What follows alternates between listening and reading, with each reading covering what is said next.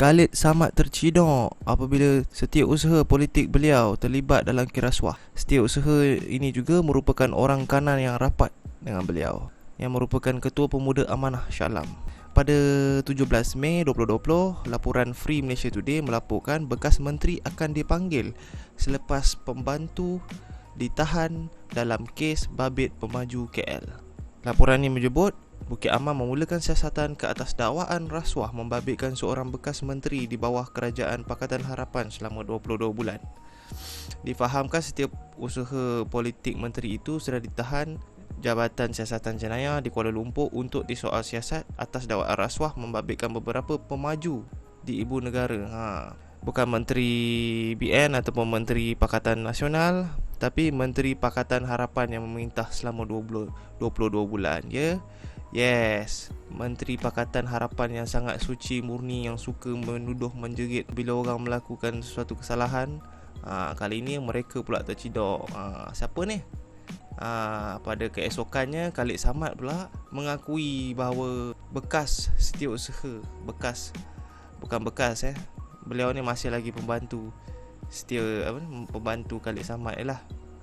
Khalid Samad mengesahkan bekas setiausaha politiknya Azli Yusof ditahan semalam dan kini sedang direman. Penahanan itu berdasarkan aduan daripada sebuah syarikat arkitek yang menerima arahan pembangunan development order palsu dari seorang broker. Khalid Samad mengatakan melalui tweet beliau, bekas setiausaha politik saya Haji Azli direman polis semalam atas aduan sebuah syarikat arkitek yang diberi DO palsu oleh seorang broker. Broker tersebut menerima ganjaran dengan menjual nama Haji Azli yang kononnya telah mendapatkan DO bagi pihaknya. Ini dia Tuan Haji Azli ni Tuan Haji Azli Yusof ni setiausaha politik YB Khalid Samad, Ketua Amanah kawasan Shah Alam. Ni kawasan Parlimen Khalid Samad. Encik Azli bin Yusof ni pula dia merupakan ahli lembaga pengarah. Ahli lembaga pengarah di BKL yang dilantik oleh Khalid Samad sendiri. Ini dia punya orang tengah Khalid Samad lah untuk buat rasuah. Sekarang ni dah kantoi. Ini kalau Najib ni memang habis lah, memang baru siasat dah, memang salah. Kalau Khalid Samad ni tak boleh lagi lah, tak boleh nak cakap lah dia salah. Biarlah siasat dulu kan. Lain lah kalau Najib kita tahan tu dia turun maki je, tak payah nak siasat apa. Dia memang salah. Tengoklah muka Rosmah, betul tak? Tapi Khalid Samad kat sini dia katakan broker tu jual nama setiausaha politik dia ni, Haji Azli ni. Macam aku kan, takkanlah main jual nama. Kalau mestilah dia kenal Haji Azli tu, betul tak? Kalau macam aku nak pergi mohon tender kerajaan, aku cakap saya kenal Muhyiddin ni dia bapa saudara saya. Kau rasa orang tu tak ada nak verify ke aku ni anak buah Muhyiddin ke apa? Mestilah dia verify, betul tak? Takkanlah aku main sebut je. Orang tu bila dia jual nama Haji Azli ni, dia cakap okey, Haji Azli ni kawan saya, contohlah dia cakap macam tu lah. Mestilah orang tu dah tengok engkau dengan Haji Azli ni. Kalau kau tak kenal dia pun muskil nak bagi kau kontrak tu. Obviously kau kenal Khalid Samad, kau kenal Haji Azli ni. Bila dah kantoi cakaplah tak broker ni yang kau tak kenal jual nama lah apalah, betul tak? Lah, kalau cakap orang, tuduh orang nombor satu. Bila dah kena kat batang hidung sendiri, mulalah cakap tak kenal lah apalah.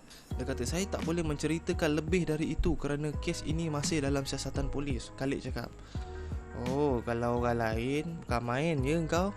Saya diberitahu broker berkenaan telah menerima jutaan ringgit melalui kaedah jual nama Azli ni. Aduh, macam manalah broker tu boleh jual nama si Azli ni? Obviously broker ni dengan si Azli ni kerja sama. Kalau orang tu nak bagi kelulusan kat broker ni, dia cakap, kau kenal ke si Azli ni? Saya kawan baik. Obviously orang broker ni, orang yang bagi dia kelulusan DO ni tahu broker ni kawan dengan Khalid Samad dengan si Azli ni, baru dia bagi kelulusan. Ni boleh bila dah kantoi cakap lah, jual nama broker kaya, nama teranaya lah apalah. Padahal kau dah berkomplot nak kumpul harta, nak PRU 15 kan, mesti nak pakai banyak duit. Mulalah buat kerja, makan rasuah. Dulu zaman BN makan, kau bising. Zaman kau pula makan sebab kau tahu kau ada pilihan raya, nak kena hadap, nak kena collect modal semua kan. Baru kau tahu. Dulu tak ada jawatan, bukan main sedap cakap. Ni rasuah, tu rasuah, ni rasuah. Bila kau dah masuk kerajaan, dah menang, ambil kau. Oh, dulu bukan main ni. Masa dia tak boleh tunai janji, dia tak boleh tunai janji manifesto, apa dia cakap? Berharga. Ada orang kata kita dah janji. Nabi pun sallallahu alaihi wasallam pernah nak buat umrah.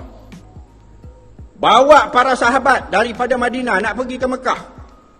Dah janji dah nak buat umrah dah. Tapi dihalang. Sampai Hudaibiyah tak dapat Nabi. Apalah janji manifesto yang dibuat oleh manusia biasa. Ahli politik Malaysia ni, ahli parlimen, dia orang ada info segala-galanya, info kewangan negara, info politik, info ekonomi, semua dia orang ada. Kau ingat dia orang tak tahu ke sebelum dia orang buat janji tu? Dia orang tahu. Tapi dia orang menipu. Bila dah menipu, nak guna hujah Nabi, kisah Nabi tak tunai janji. Itu Nabi. Kau tak boleh samakan kau dengan Nabi. Kau ni penipu, betul tak? Tu ada lagi, tuduh anak dalam rahim Altan Tuya tu anak Najib. Dia memberi persepsi bahawa anak dalam kandungan tu anak Najib. Kau dengar ni? Tapi semua persoalan ini tak ditanya. Hukumlah kita menang. Hakim bodoh. Saya diberitahu Razak Baginda seorang yang tidak boleh mempunyai anak. Dia mandul. Maka anak dalam rahim Altan Tuya bukan anak Razak Baginda. Anak siapa tuan-tuan? Wah, berani kamu semua. Saya tak.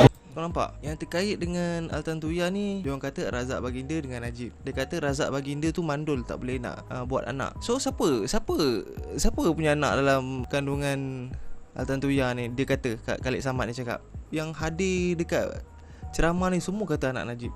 Dia pandai mengaitkan, menuduh. Tapi dia tak cakap. Dia tahu kalau dia cakap, dia kena dengan Najib, dia kena Saman. Tapi dia tak cakap. Dia cakap kalau bukan anak Razak Baginda, anak siapa? Orang semua cakap anak Najib, anak Najib.